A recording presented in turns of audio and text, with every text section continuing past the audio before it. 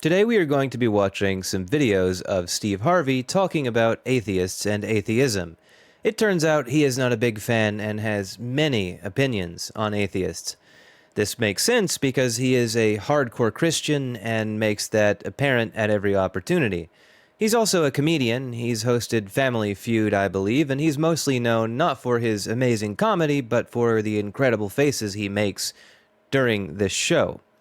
So we're going to watch those videos, but before we do, I just wanted to mention that other people have done other videos on this subject, and if you've seen those videos, you may not need to see this one, but if you haven't, I would encourage you to go check out those videos next because they are pretty awesome themselves.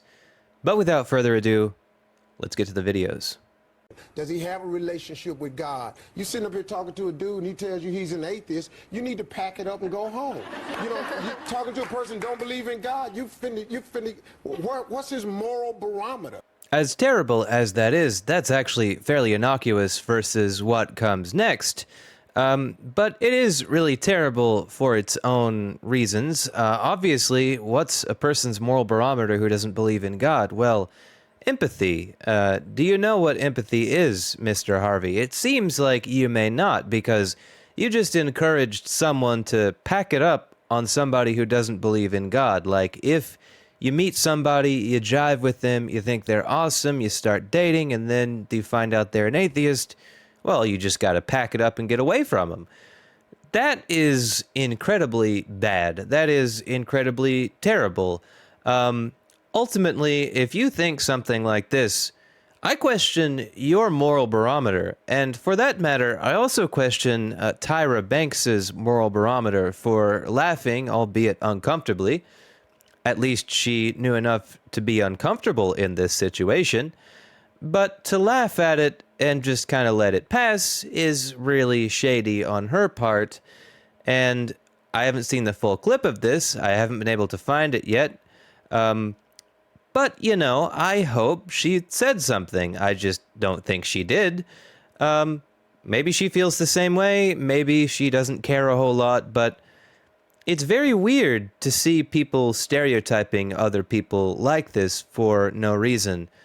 But let's continue on to the next clip, which is a little bit longer and a little bit more disheartening still. Of God. You say in the book that you wouldn't go out with a woman. I guess a woman should not go out with a man who doesn't believe in God. No, I mean, why would you? Well, do you... Well, maybe you like them, Steve. Maybe they're nice to you. Maybe they're a good partner. Maybe they have good relationships and good friendships. Maybe they're just a good person. You ever think about that? Believe that only people who are religious are ethical and moral? No, I just believe if you don't believe in God, then where's your moral barometer? That's literally like, so he says no, but then he says, but actually yes. No, but actually yes.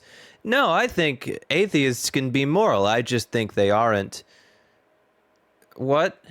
That's just me talking. I You can understand believe what you. you want to believe, Yeah. but if you're an atheist, you're basing your goodness and morality on what? I mean, but Again, empathy, I think, is a good starting point. It's very curious. I don't know, does this man not, like, have any? See, that's one thing I always find very suspicious about people like this who say, well, if I didn't believe in God, I'd just be doing all this terrible stuff that I want to do. And it's like, well, how much terrible stuff do you want to do exactly? Because I'm not out here doing terrible stuff, and I don't want to do terrible stuff. Is religion the only thing holding you back? Because I have to say, that's not normal. what is an atheist? I don't really get into that. You know, when I've talked Somebody that doesn't believe in God. It's pretty simple. to people all the time, I'm an atheist. I just walk away. I don't. He just walks away. Can you imagine how he would react if somebody did this to him? Let's say he goes up to somebody and he's like, nice to meet you. I am a Christian. And they just like, whoa, hold on. I gotta get out of here. He would be offended, and rightfully so, because that is offensive and that's a terrible thing to do to someone. That essentially suggests you don't see them as human or worthy of your time, which is terrible. I don't know what to say to you. You know, Well, I an don't- atheist is someone who... You could just say, you know, hi, and you could just talk. You know, atheists have interests other than atheism. I mean, you might not know it from our YouTube channels, but in fact, we do enjoy things. There's a chessboard next to me. There's a guitar behind me. video game systems right over there. Now, maybe Steve Harvey can't relate to any of these things, but I'm sure if there are any Christians out there watching, a few of you will. So yes, plenty of things we could talk about, Steve. Who doesn't quite believe that there is somebody out there, some God out there. Well, then to me, you're an idiot. Okay. Okay, well, thanks for that, buddy. I don't think I would say that about religious people. I think religion is wrong, but I don't think I would say religious people are idiots. I think that's quite rude and uncalled for, and also not true, for that matter. Like, I mean, obviously, I think religion itself is not that intelligent of a move, but there are some really, really brilliant religious people out there. I mean, Freeman Dyson, for example, fantastic at his job, phenomenal, but very, very Christian in like a weird way. And I mean, the guy's brilliance is in many ways unmatched. He created the concept of the Dyson sphere, and that's just what we know of him in a pop cultural sense. There's a lot more to the man than just the Dyson sphere, which itself is an incredible idea that takes a truly incredible mind. So I think if you just like brush off whole people like that, like, oh, well, if you believe this, you're just an idiot, then I think that's really not giving people enough credit. Okay, well. So I'm cool with that. I'm just probably not the right politically correct thing to say. But if you don't believe in God, I mean, really, you got to have an explanation for this. You just can't tell me this spun out of a gastrous ball. Yeah. And then all of Okay, this is a terrible explanation of how things work. I get the feeling he hasn't read a lot of atheist literature or almost anything aside from the Bible. I'm assuming he has read that. Also, I must note these videos appearing on the screen, like these recommended videos. Why I am a Christian and not an atheist. Hashtag atheism. Life is a vapor, so live your life for Jesus Christ. Very interesting stuff. I'm not going to click those, but this whole thing is just absurd because, atheists, we don't really have like a belief system about the universe and how it got here. What we have is just, we have to rely on the scientific evidence because that's all we've got. We don't have magical explanations like, let there be light and there was light. No, the only thing we have is science to tell us, to guide us. And it's very different than Steve Harvey's approach, obviously. But he seems very hostile to it, very hostile to established facts at that. For example, he refers to planets and solar systems being born out of like gas and dust. We can see that happening right now. There are places in the universe where we can see protoplanetary disks forming out of like gas and dust. We can see young stars forming similar to the sun. We can see planets forming in these protoplanetary disks. We can observe this stuff. That's obviously how we got here. I mean, unless we're special, which of course he thinks we are, but there's no reason to really think that. Let's see what else he has to say before this clip ends. a sudden, then we were evolved from monkeys. Why we still got monkeys? It's too much open here. I just believe that. Yeah, so there we go. The whole why are there still monkeys things? Well, here's the thing, pal. So we are apes. We are another one of the great apes. Chimpanzees and gorillas are our very close cousins. And, the thing is, they are evolved to suit their own environments. They were naturally selected to suit the environments they live in, much like we were naturally selected to suit the environments that we live in. And the thing about that is, we are not more evolved than our cousins on the evolutionary tree of life. We are not more evolved than them. We are better suited to our own environments than they are our environments. Likewise, they're better suited to their environments than we are. That's an oversimplification, but the basic idea is there. And so, when you say why are there still monkeys? What we're saying is the apes alive today are our cousins, sometimes very distant cousins, but they are our cousins. So saying that is like saying, well, if I'm here, why do I have cousins? Well, because it's a different branch of the family tree. That's how that works. So, there's a good mix of disheartening and downright silly here. It's very interesting stuff just to see, how people respond to atheists when they haven't apparently dealt with us much. I suspect if Steve Harvey knew some atheists, he would probably chill out a little bit. But you never know. I mean, some people do know atheists and still remain incredibly hateful, so there are no guarantees on this kind of thing, but it's a very hostile attitude. This next clip is a little bit different. I guess it's from the Steve Harvey show, and it's called Losing Faith. There is a married couple, and I guess they're having problems with the issue of faith because one of them is an atheist. This YouTube clip is called Ain't No Round Trip Tickets to Heaven, and you'll soon see why. I could not find the full video, but I think this is worth watching anyway, because again, Steve Harvey is face to face with a real atheist, and that is just going to be good TV. Let me ask you something, just man to man. You can't say you don't know, because you know I know you know. You can't say to another man, I don't know. I just ain't feeling it. What ain't you feeling? Okay, before they go on with this discussion, let's just say something here. Christians believe this about atheists because their book says that God has put knowledge in every man's heart that he is real. But as atheists, we don't believe in that book. So I understand why Christians have a hard time with it, but I think it takes incredible arrogance to have somebody say, well, you know, I'm an atheist, and then somebody else says, oh, no, you're not. Well, yes, I am. Yes, we are, actually, Steve. I ain't seen no miracles. You know, I ain't seen no water turn to wine. I ain't been to heaven. I ain't been to hell. I don't know what it is. Good points. Miracles don't exist. It's pretty apparent. I've never seen somebody grow back a limb. That would be a pretty incredible miracle. Any test I ask for to prove the existence of miracles, people always say, well, you can't do that. Well, why not? I mean, it's supposed to be God. It's supposed to be the most powerful person ever. I'd say he can do whatever he wants. So if he wants to perform a miracle, I'd say he can. Don't you have a good enough relationship with him for him to perform one? Because, well, let's see it. Heaven and hell, yeah, there's no reason to think those exist other than words in a book, but there are plenty of books that have other words that say similar things and in a different direction. For example, Christians probably going to the Islamic hell, which I hear is actually much worse than the Christian one, but the Christians don't care too much about that. You ain't been to heaven and you ain't been I don't know about whoever been to it. I don't know about whoever been there and come back and tell me this is real. That ain't how it works. Oh, why not? Is that not how it works because you got to have faith? Because I don't find that a very good answer. If these things are that serious and exist, then there should be some way to prove that they exist. This is not the kind of stuff that I think we should be leaving up to, like, random chance, you know?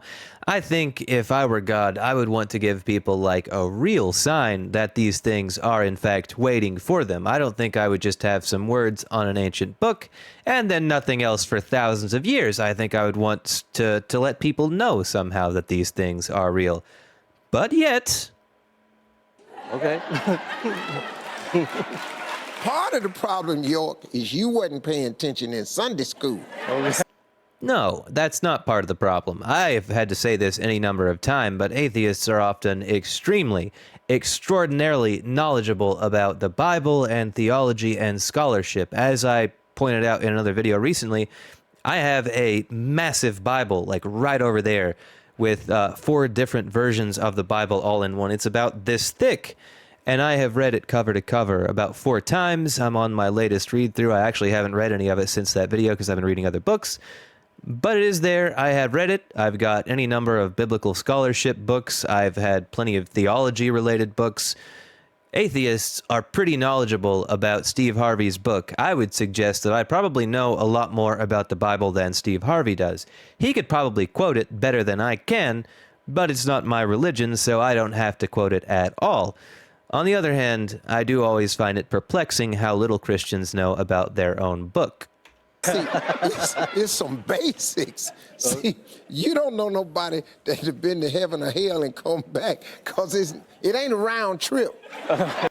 Well, why not? I mean, it was for Jesus, wasn't it? And Lazarus, and I'm sure they're not the only two. Actually, Jesus did bring back another person, if I'm not mistaken. Actually, a lot of people.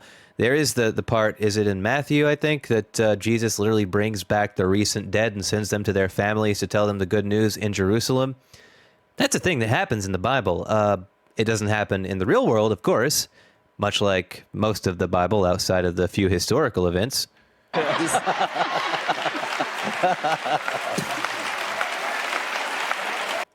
Can you see what this poor guy is thinking right now? Because I know that look so well. I have had that look on my face so many times of just like, can you believe this guy?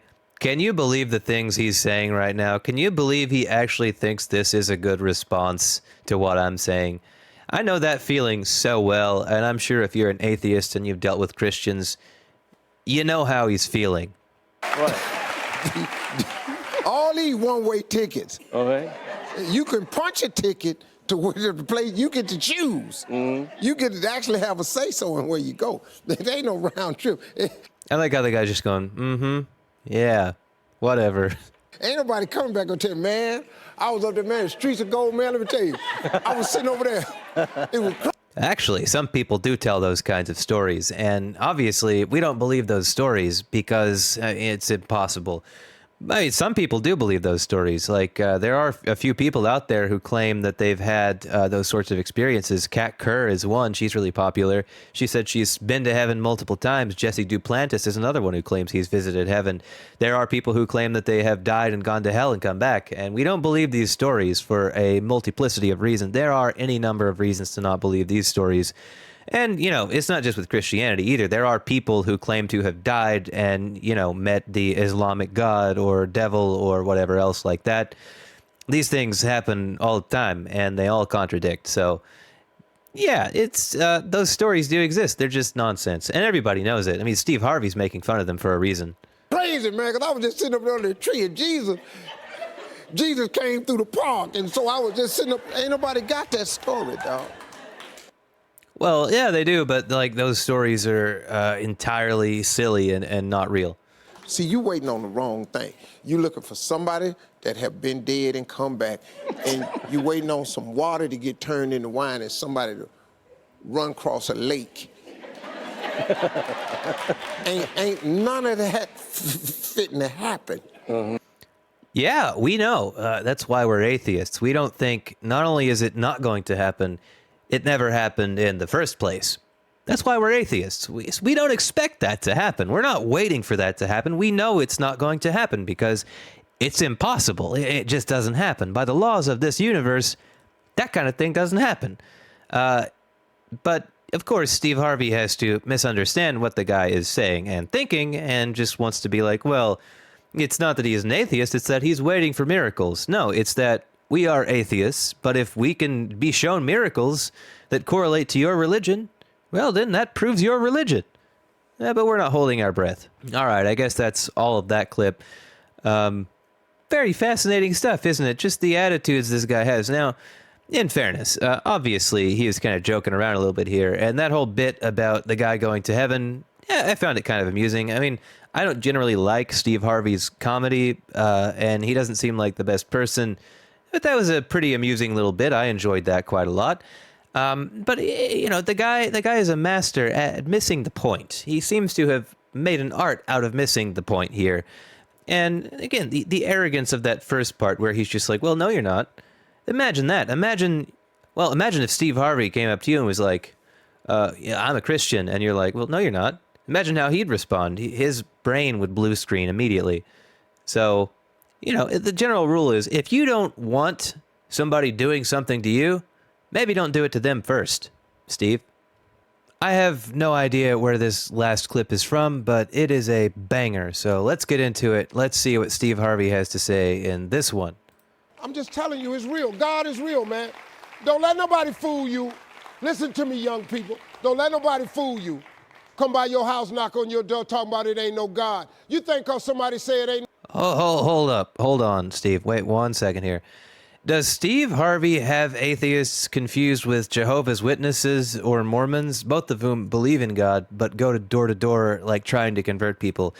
Because, you know, I am a very radical atheist by any standard, very extremely anti-religion. I would not go door to door trying to convince people that God is not real.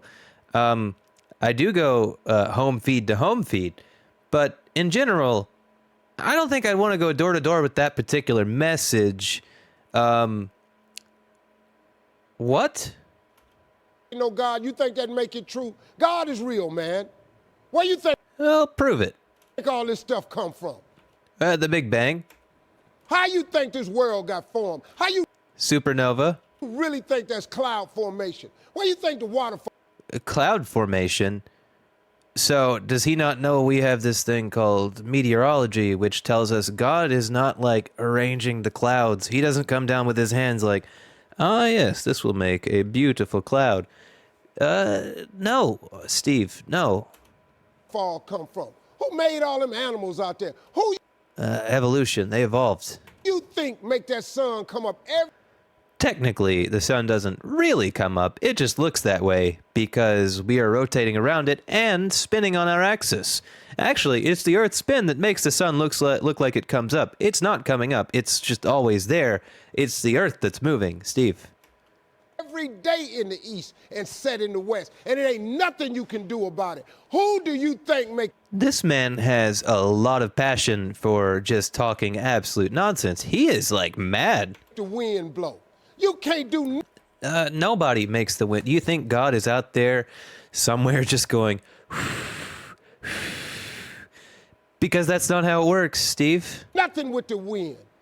You can't stop time. You can't. Who does that? Nobody. Time doesn't stop. How would time stop? What does that even look like? There is a higher power. Well, prove it. There is a God. No, I don't think there is. Listen to me. You better get in touch with him. Give me his number and I'll give it a shot. The sooner the better. I ain't threatening you. I'm just telling you real. I'm tired, so I'm talking loud right now. But I'm telling you, if you're trying to make it in this world without God in your life, you're making it way harder than it's got to be. I disagree. I strongly disagree with you there, Steve.